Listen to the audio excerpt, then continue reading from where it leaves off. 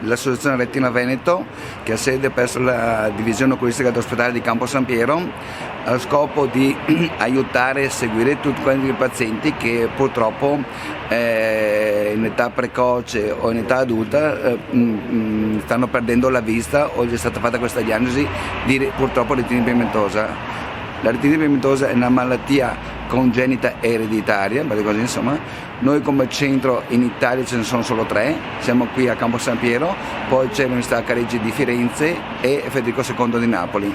Però noi abbiamo pazienti che vengono anche non solo dal Veneto, ma dal Friuli Venezia Giulia, Trentino Alto Adige, dalla Lombardia, dall'Emilia Romagna, perfino dalla Sicilia o dalla stessa Puglia, così. Quindi vuol dire che questo centro per la sanità veneta ha un grosso orgoglio di esserci e di averlo, infatti così, insomma. Noi seguiamo i pazienti, non si fa solo l'attività nell'ambito sociale, ma si dà delle indicazioni anche a livello fiscale, così. Si fanno anche degli eventi, in pratica così, tra cui il rafting, andare all'autodromo di Adria a salire in fianco dei piloti per avere l'ebbrezza della velocità e altre attività nell'ambito sempre sociale di coesione.